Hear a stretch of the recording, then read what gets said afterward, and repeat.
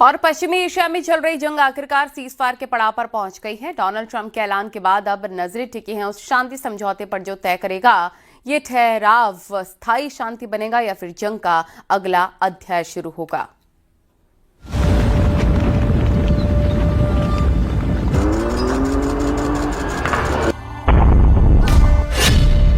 पहले डेडलाइन, फिर धमकी और अब सीज फायर।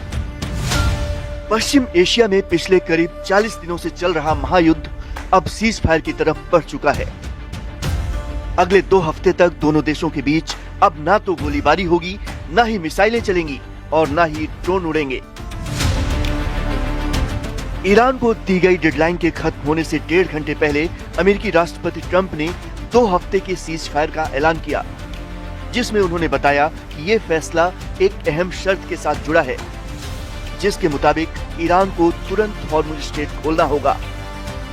अपने social media platform truth social पर पोस्ट करके ट्रंप ने सीज फायर की जानकारी दी। उन्होंने लिखा, पाकिस्तान के प्रधानमंत्री से बातचीत के बाद उन्होंने मुझसे कहा कि आज रात ईरान पर होने वाले हमले को रोक दिया जाए, इस शर्त पर कि ईरान तुरंत पूरी तरह और सुरक्षित तरीके से हॉर्मुज स्ट्रेट को खोल दे। मैं 2 हफ्तों के लिए हमले और बमबारी रोकने के लिए तैयार हूँ। ये दोनों तरफ से लागू होने वाला सीज फायर होगा। हम ऐसा इसलिए कर रहे हैं क्योंकि हम अपने सभी सैन्य लक्ष्य पहले ही हासिल कर चुके हैं और ईरान के साथ लंबे समय की शांति के लिए समझौता काफी आगे बढ़ चुका है। हमें ईरान की तरफ से 10 बिंदुओं का प्रस्ताव मिला है जिस पर बातचीत हो सकती है। उधर ईरान ने भी सीज फायर की पुष्टि की। ईरान के विदेश मंत्री अब्बास अरागची ने कहा, 2 हफ्तों तक दोनों देशों के बीच सीज फायर रहेगा, जिसमें हॉर्मुज से जहाजों की आवाजाही जारी रहेगी।